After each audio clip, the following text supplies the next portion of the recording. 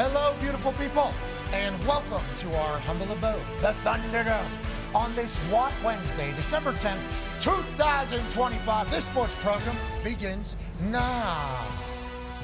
Football! It's magical. There's so many storylines all over the country, both in the NFL and in college. And I'll tell you what, the reason why I have this particular military appreciation cap on is because the Indianapolis Colts are all the way back. I don't know if you've been reading or seeing, but Phil Rivers, the 44-year-old grandfather, is back with the Indianapolis Colts to lead them, not only to the playoffs, but to a Super Bowl. Now, there's a lot of different memes, okay? And there's a lot of different words being put together about old Phil Rivers holding a grandbaby in one hand and then a football in the other while wearing an Indianapolis Colts uniform. What you need to know is this team's ready for a grandpa to be their quarterback, especially if they're a quarterback. Their grandpa quarterback will be able to spin it until the day he dies. The reason why he throws the way that he throws is because when he was just a little baby boy, when he wasn't strong enough to lift up a high school football in which his dad was coaching, he wanted to throw that thing because in his soul, he was a football spinner, and his arm couldn't hold the ball up where it was at. So he was literally just throwing it like this because he was such a little boy. That maintained and continued to become what?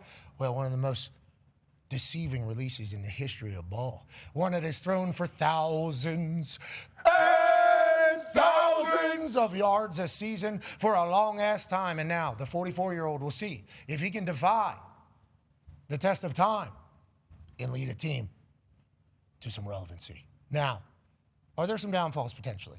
Sure. Look at this road who the Colts have left. Okay, look at the remaining schedule for the Indianapolis Colts. Seattle Seahawks in Seattle, they're the number 2 scoring defense, okay? San Francisco 49ers, they're the number 8 scoring defense. Jeez. How about the Jags? They stink, right? Nope, they just beat us, actually, and they're 11th ranked. And then, to wrap it up against the Houston Texans, that's the number 1 ranked defense in the league. So you got a lot of potential boo birds from the home crowd watching Colts at the Loud House, potentially with these defenses, but you also got an opportunity to build a Hall of Fame resume. If Phil Rivers comes off the couch after 5 years and plays well against these defense who are ranked statistically and optically when you watch them, some of the best of all time, you got to tip your cap to old man Phil Rivers, and you got to say shout out to Chris Ballard for not just punting on the year, okay, not just quitting on the year. They're saying, hey, it's week 15. We're still in this thing. We could still make the playoffs. And we need a quarterback that knows this offense. Well, we got to do some physicals for you. Oh, don't worry about it. I'm not going to run. Don't worry about anything. Just make sure that this thing's good. And then if they're going to snap it perfect, you're going to snap perfect? Yep, I can't be doing the whole. We need these snaps, okay? And I might be a little bit deeper because I don't want to do anything. So maybe we get the long snapper out there. Maybe we get Luke Rhodes out there because where I'm going to be staying, I need these things to be right here, and then we're off and running, and we're going to feed all the weapons. We're going to put everybody in the right positions. There's a chance. This works out very well. Now, on the flip side. No. I don't even want to say it. I like that. Others are saying it. Yeah, it doesn't need to be said. The flip side is... Well, Jeff Saturday's been talking about this. The flip side is Jeff Saturday's situation that happened. Yeah, exactly. Jeff Saturday was on ESPN debating people, throwing out pancakes. Love that. Love him. Love Jeff Saturday on television. Love Jeff Saturday as a teammate. Love Jeff Saturday as NFLPA guy. Didn't necessarily love the outcome of Jeff Saturday as the head coach of the Indianapolis Colts. After he goes from sitting in his house in Atlanta with his family, gearing up for another big-time get-up on Monday on ESPN, and he gets a phone call from Jim Irsay saying, Bards, we need you, brother. To do what, Jim? Are you watching this game? No, it's not even playing down here. What's going on? We need you to be our head coach. What? Jeff says. I don't think I've ever done it before. I mean, I'm a father. I've led a family before. I don't know if I've ever, high school I've done that. I don't know about NFL. We need just somebody to go in there. He goes in there, he gets a big-time win. Yeah. He beats the Raiders. Okay, and it's all of a sudden, well, is Jeff Saturday the greatest coach of all time? I went on this microphone and said, Bill Cowher, shut your mouth. Fire McDaniels. The Raiders. Bill, yes, exactly. He gets fired because of that. Bill Cowher, though, comes out, says, this is an embarrassment to coaching. There are guys that cut their teeth to become a head coach. You're just giving this guy a job right off the couch is disrespectful, and he's going to do terrible, is what Bill Cowher said, basically. And I said, Bill Cowher, I got a lot of respect for you. Please, you don't know Jeff Saturday. Shut up, please. Joe Thomas is very loud. Joe Thomas did an entire campaign. Joe Thomas, greatest left tackle of all time, maybe. Never got a chance to win because he was the Cleveland Browns, which is certainly a bummer. But he came out immediately upon Jeff Saturday getting a head coaching job, disgusted for all the assistant coaches who have put their entire lives into this thing to become a head coach someday, to not get the opportunity to be the interim head coach. And I had to get on this microphone and say, well, I didn't have to. I felt at the time. Bill Cowher, you don't know anything about coaching. Okay, I don't need to hear that at all. I was blindly behind them. They beat the Raiders. I come in again, do my dance on Bill Cowher and Joe Thomas, loudly say, you guys got all figured out, huh? Okay, Jeff Saturday. And then we proceeded to not only give up the biggest lead in the history of the game at halftime, we just lost every game after that. Yep. And it did not look good at all. And boy, that was tough to handle. Just as a human who is going to blindly support the Indianapolis Colts because I appreciate everything that the Irsay family has done for me, that was a tough moment. This could be one of those. I thought about that last night with how positive I was with everything.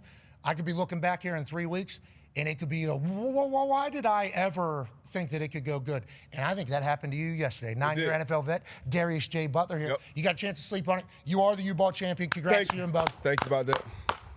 Whoa. So make sure we keep that lower third up there to block that. Okay. So D-Butt and who, you said? Huge. Yeah, Bone and Butt. Yep. Wow. D-Block. Yeah. Not our name. What's that? Our name's D-Block. Oh, sorry. The team formerly known as Bone and Butt is now known as D-Block, and they're U-Ball champions. This is a beautiful trophy, by the way. Yeah. I haven't gotten to see it. I forgot about it. It's shimmering. I know most people probably thought it was stapled to that stack of money over there, but Well, it has been. glad it finally moved. We earned it. But anything's possible. Anything's possible. So, winning that championship with Bone, a lot of people forget we won a couple early in these. About to be, 13 weeks you guys had the ball. So we finally got it back. Boy, where's my stogie? Where's my stick? He's up here somewhere. But yeah, anything's possible. I slept on it too. I was very negative yesterday, maybe a little too negative. I apologize to Phil if he took any disrespect to that. He's an all-time great. And we got a 4-game stretch to get in the playoff. And if he does do this, I know his clock has to reset. But boy, if it resets and he goes on a run here, if we even get anywhere close to the dance, first ballot Hall of Famer, Phillip Rivers. Amen. So yeah, anything's possible. We don't have to talk about what can possibly happen the next. Which is bad. It's bad. Can I see those rankings Oh, my again? God. It's Those going to get defenses? so loud. If this 2, goes 8, bad, it's going to get 11, so loud. I'm not going to be able to get on the internet. Okay? I'm not going to be able to do it for a couple of days. I hope everybody understands. That's what everybody expects, though. What's that? For it to be terrible. Well, just like going into the season. Well, maybe this is why the optimism level was so low. Maybe they were right the whole time. It was 96% or something like that. The most negative fan base was the Colts, and I was kind of positive going in. And then we have the number 1 offense in the NFL. We're the best team in the league, and then all of a sudden injury hits at the worst possible position. And now 44-year-old Phil Rivers is coming out of retirement saying, hey, this feels like a daggum good opportunity. And I want to let Phil Rivers know I can't wait to watch. And he knows that there's something terrible that could happen. Sure. He knows that. And that's the risk of playing ball. He doesn't know Exactly. that. I don't think he even sees that possibility. Oh, you think he sees 4-0 right here getting in the playoffs? Well, 1-0. This is Phillip Rivers. His all-time great. One game at a time. Good call. Good call. Tough task out there in Seattle. Yep. We're going to learn a lot. But I'm behind Phil, and I'm blindly behind Phil. And I would like Phil to know that I appreciate him coming out of his retirement life, okay, to come and do this and commit to the city of Indianapolis and to the Colts again. And Phil should not know about the potential downside. Last night, there was a lot of that in my mind. Just for some of the things I was saying.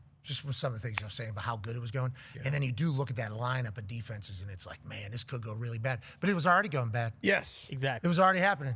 So why not take a shot on Phil Rivers, a guy who knows the offense better than anybody else could? And also, who's his backup? Oh, Riley Leonard.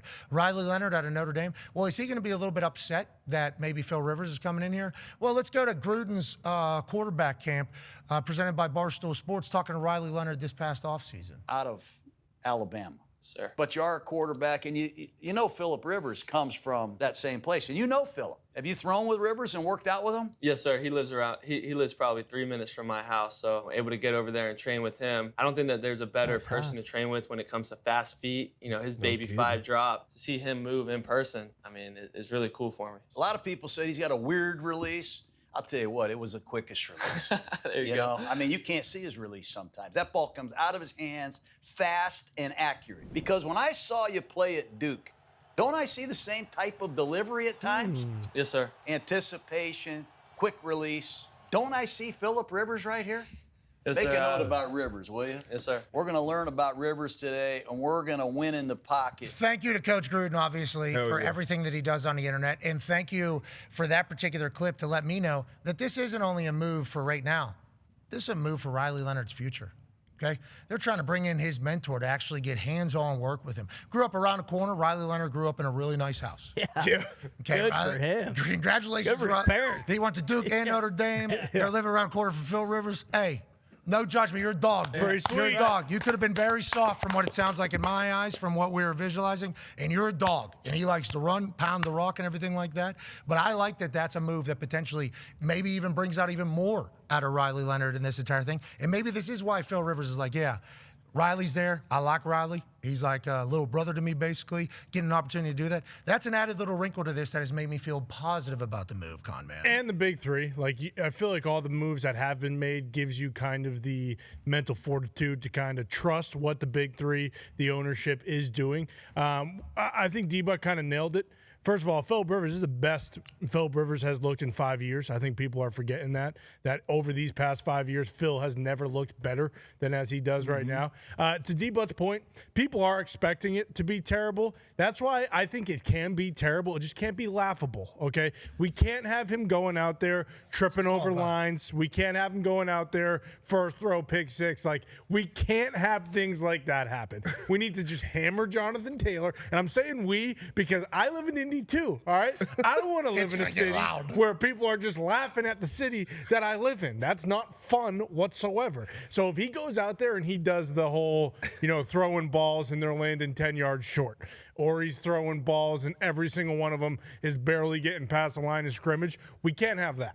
Because if it's terrible, okay, so what? At least our team's trying. At least the Colts are going out there and trying to put a product on the field to get to the dance. But if he goes out there in first play, he tries to scramble around and he just gets Carson Wentz, or he throws a ball and it quacks as it leaves his hands. It's not just a duck; it's quacking out there Through the sky?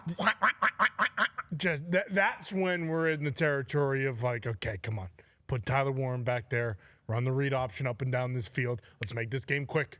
Let's keep it ugly, but let's make it quick so we don't have to watch 4.5 hours of Philip Rivers just throwing lollipops and medicine balls. That's not going to be it. Phil Rivers is not allowing himself to be seen publicly with a bad arm. Okay, that is not going to be something that Phil Rivers will let himself. You don't think Phil Rivers was in the backyard? Okay, he had each of his kids lined up at 10 yards. Okay, 10-yard difference. 10-yard goal line, check down. Yep. Somebody at the 10, at the 20, at the 30. He made it to his fifth kid. Okay, that's good enough to be able to do whatever you need. Agreed. Sixth kid wasn't able to get it. Okay, wasn't able to get to the other 40. Sue him at that age. But if he needs everything else, it's there. Take that.